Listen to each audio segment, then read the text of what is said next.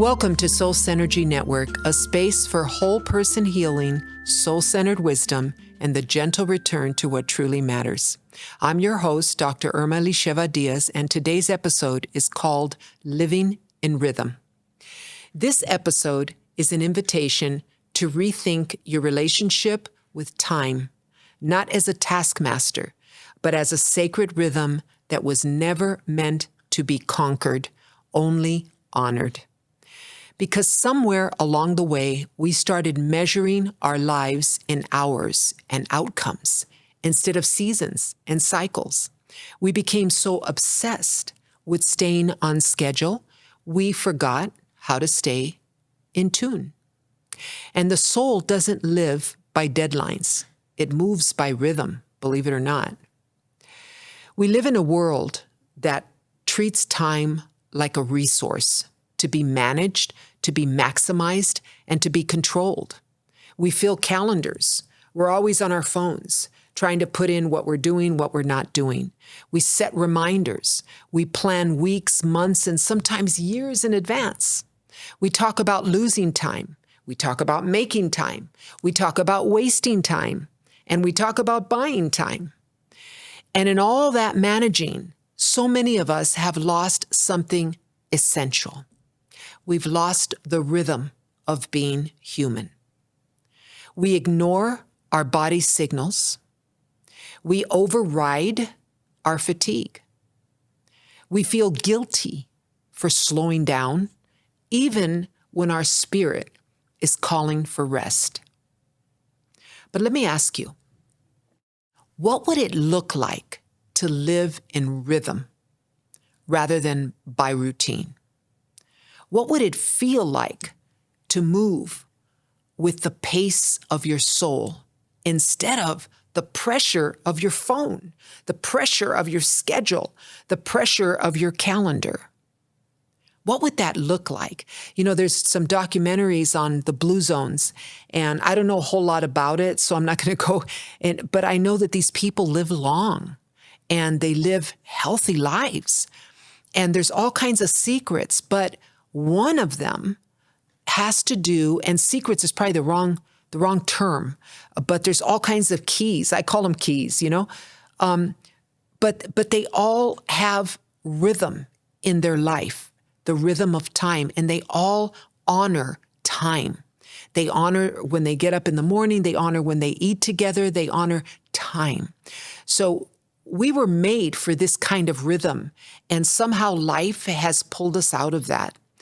Everything in nature, if you think about it, moves in rhythm. Everything does. The ocean has tides. The moon waxes and wanes. The seasons come and they go without urgency or shame. They do their thing, right? Even our body is rhythmic. Our heart beats. Our breath flows. Our hormones cycle. And our energy fluctuates throughout the day, throughout the month, throughout the year. And yet, many of us are trying to live in a constant state of being on. We expect consistency from a system that is naturally cyclical. But living in rhythm means learning to listen inwardly, not just planning outwardly. It means honoring the fact that you are a part of creation, not separate from creation. And so there is a difference between rhythm and rigidity. So let's be very, very clear. Structure is not the enemy. Being rigid is the enemy. Rigidity says you must do this now, regardless of how you feel. Rhythm says there is a time for everything, and your soul knows what time it is. Being rigid, or rigid living leads to burnout. Rhythmic living leads to flow. Food for thought. Rigid living keeps us in performance. Rhythmic living invites us into presence. You are not a machine. You are a vessel. And vessels are meant to be filled and emptied in rhythm, only in rhythm.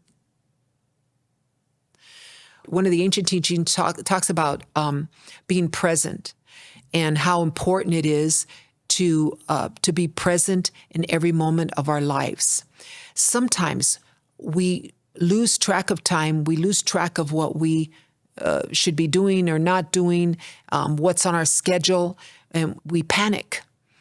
And we just come to a place where we feel like we've lost it and we're just out of whack, out of sync, right? So, but there's a cost to being out of sync. When we ignore our internal rhythms, emotionally, physically, spiritually, we start to feel certain things. We start to feel disconnected from ourselves. We start to feel chronically fatigued or overstimulated. We may feel anxious without clarity, and clarity is a big thing. We may not feel productive, and we start to feel unfulfilled. We may feel like we're here on this earth, but we're really not living. We're not really present to life. All of these things happen when we ignore our internal rhythms, and all of us have these internal rhythms. This is not time mismanagement. It has nothing to do with time mismanagement. This is soul mismanagement. And again, being aligned with what is within us. And you don't fix that by hustling harder. And I think we've been indoctrinated to, when we feel certain things having to do with time or having to do with our work or having to do with what we want to accomplish, that, we hustle harder. We start working harder. We start doing things harder because we want to catch up to what we haven't done, right?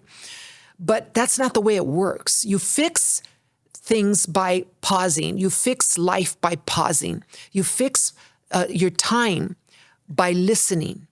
You fix your life and your passion and your purpose by adjusting to the rhythm of the moment. And it's always different. You can't, it's kind of like an analogy that comes to mind is like, being somewhere where things are very, very happy and playing a sad song. You want to play something happy. You want to play something lively. You want to enjoy the rhythm, right? Because that's the rhythm of the moment. You don't want to play something that doesn't go with what's happening at the moment. We do this all the time, metaphorically, because our soul has a tempo. This is important. And when you ignore that tempo, you forget who you are. We never want to forget who we are. We never want to forget our passion, our purpose. We never want to forget to enjoy life. We never want to forget self-care. Those are all things that are very, very key. So we need to learn to live in rhythm. So how do we live in rhythm in a world built on rigidity? Here are a few practices that can help you begin. Number 1, honor your internal seasons. All of us have internal seasons. Ask yourself, am I in a season of growth? Am I in a season of stillness? Am I in a season of grieving? Am I in a season of dreaming? Am I in a season of building? Or am I in a season of releasing? Identify your internal seasons, because all of them's different. And that's one of the reasons you can't just do what everybody else is doing, because we all have different seasons going on inside of us.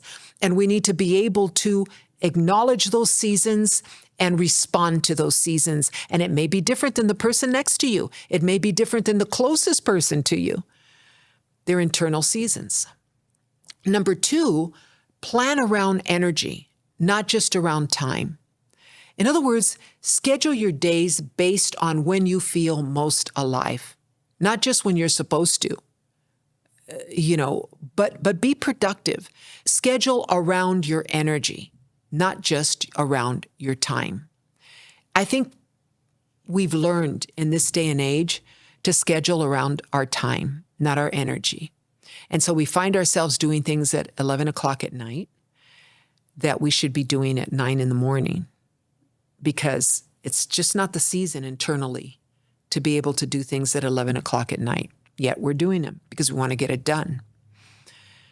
Number 3, make room for slow time. Not everything needs to have a deadline. We've also learned that everything has a deadline. So we find ourselves working off of deadlines. Not everything needs to have a deadline. You just tell yourself, I want to accomplish things. Yes, I want this to get done, but I don't need to put a deadline on it. Of course, there's some things in life you have to because they're dated, but there are things where you don't need to do that. So let some things unfold naturally. Let some things just be organic in your life where you're not striving. Number 4, observe natural cues. Watch the moon, the sky, the trees. Let the natural world remind you of the sacredness of the ebb and flow, the sacredness of just flowing, the sacredness of letting life happen organically. Yes, you have your priorities, your things to do. Yes, you have to sometimes calendar those things and they are dated, but don't live your life dating everything. Don't live your life not listening to the natural cues and systems of life. All of that is health. All of that speaks wholeness to our lives. And all of that brings us to alignment. Number 5, create rituals. Some people don't like the word rituals, so call it traditions, call it, habits. I don't know, whatever you want to call it. Create things that you do that are not just routines. Routines keep you organized. Rituals keep you anchored. Remember that. Routines keep you organized. Rituals keep you anchored. Morning tea or coffee, lighting a candle, and just meditating, journaling before bed. These little acts ground you in the rhythm that you're in, not that somebody else is in. And sometimes that happens when we're working for people or when we're doing something or we allow people to pull us into their rhythm and we're miserable and we feel burnt out and we feel just dragged down. Keep your rhythm. All of us have our own rhythm. There's going to be times you listen to somebody, and a perfect analogy is you listen to somebody that's listening to a certain song and you feel like listening to this other song because your rhythm's different. At that very moment, you want to hear something else. You don't want to hear that. That's the way it works, right? Again, analogy. So consider this. Little bit of food for thought.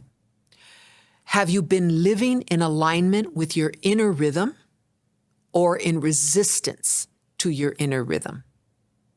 And some of you may say, I'm not resisting it, but I'm too busy living in other people's rhythm. You don't want to do that.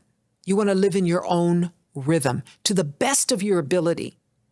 It's not a call to criticize other people's rhythm because everybody's in their own rhythm or they may not even know what their rhythm is.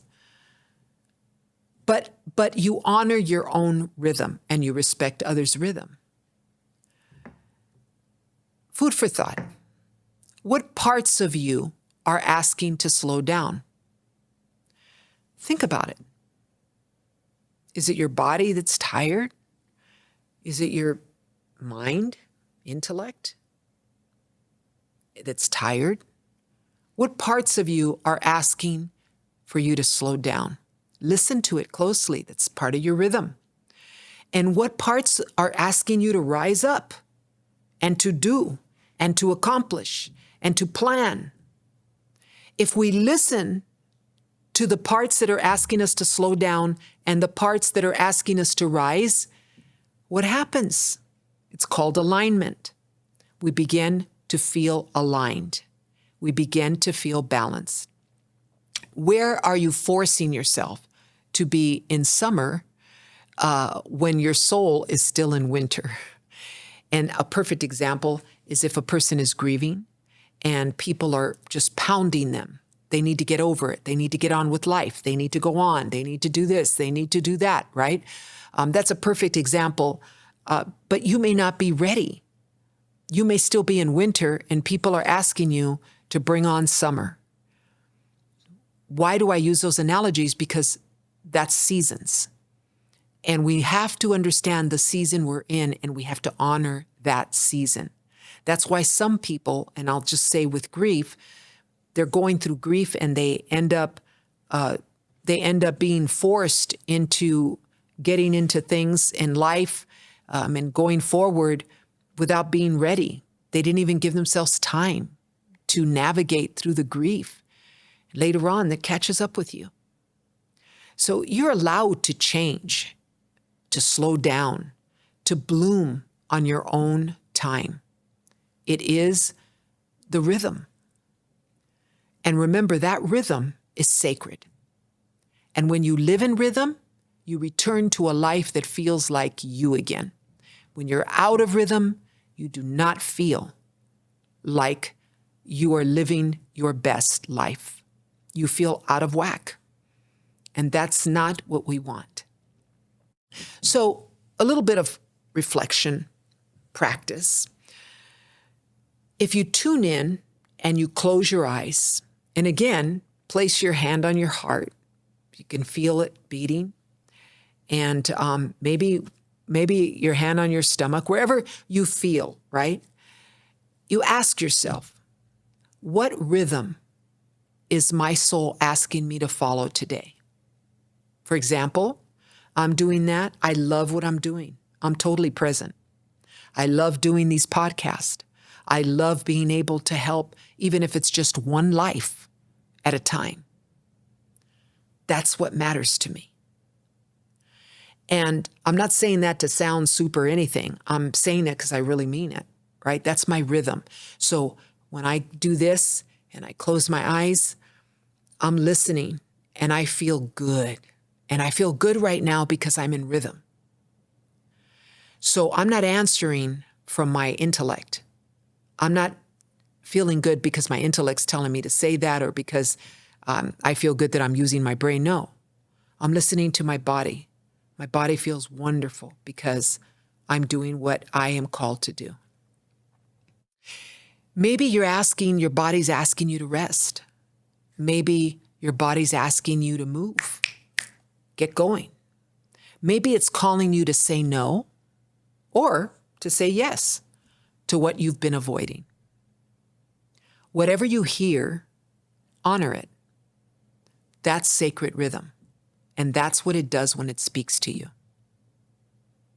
So there is a soulful guide to align with your natural flow and to not fight it. Number 1, start your day by asking, what rhythm am I in? Before reaching for your phone, check in with your body and with your emotions. Are you feeling energized? Are you feeling slow? Are you feeling creative? Are you feeling tender? Are you feeling inward? Thinking about a lot of things inside. Ask yourself these things. Number 2, observe the rhythms around you. Pay attention to the moon, the sun, the seasons, the way the light changes. Let nature remind you that nothing blooms all the time. That's key. Nothing blooms all the time. Number 3, create a daily ritual of stillness. Just 5 to 10 minutes. It could be meditation, gentle stretching, as I said earlier, sipping tea in silence, or walking without music, just listening to life. Number 4, redesign your calendar around energy, not obligation, which I said earlier. Notice when you feel most focused versus most reflective. Notice the difference. Get to know yourself. Try to schedule tasks accordingly. Number 5, let something breathe this week. Choose one project, just one, with expectation or decision, and give it room to bloom. Don't force a deadline. Let it unfold. Number 6, reclaim your natural tempo. Play music that matches your mood. People don't realize how important that is. I'm telling you, it's very important. And let your body sway and move to the music. Your body knows what it needs. I'm telling you it does. Number 7, keep a rhythm journal, which I said earlier. and track your internal rhythms across days and weeks. Your moods, your energy levels, your creativity, your restfulness, your patterns, they all will emerge. And a lot of people that don't like journaling, once you start, you kind of like it. You know, it starts to feel like it's actually therapeutic to do it. It really is. Number 8, speak kindly to yourself when you feel off. Replace I should be doing more with I'm learning to trust my rhythm. Talk to yourself. What's my rhythm? I'm going to follow it. Number 9, plan rest days like appointments. Sacred rest is part of living in rhythm, so block it off. Keep it sacred. Make it happen. Make it happen. And number 10, let go of rigid expectations. Make space in your schedule for soul-led moments. The long walk, the spontaneous nap, the deep conversation. And don't forget to ask yourself where you're at, where my rhythm's at, where you're being called to slow down, where you're being called to step forward. And remember, if you stop measuring time and productivity, you're going to feel better and your days are going to be much more meaningful. So with that today, I would like to thank you for tuning in and just encourage you to subscribe and to remember that living in rhythm is not being perfect. It's really about being present. It's not about abandoning your responsibility. It's about building a life where responsibility includes your own well-being. Rhythm doesn't rush. Rhythm doesn't compete. Rhythm doesn't perform. It just flows organically. I'm telling you it does. So let your life become a rhythm again. Think of it in those terms. One that moves with you, not against you. One that makes space for your soul, not just for your schedules. I thank you today for joining in Soul Synergy Network. Again, please press the subscribe button. Share this with somebody that needs it. All of us need it. We need to think about our time. We need to think about our schedule, all of that. Go to our website. You'll see it on the screen. You can sign up on our website to stay in touch with us. And remember to share it. Remember to let people know, because sometimes just listening to things that we already know are healthy to help us. And until next time, be blessed and breathe deeply and live gently and let your rhythm lead you home. God bless.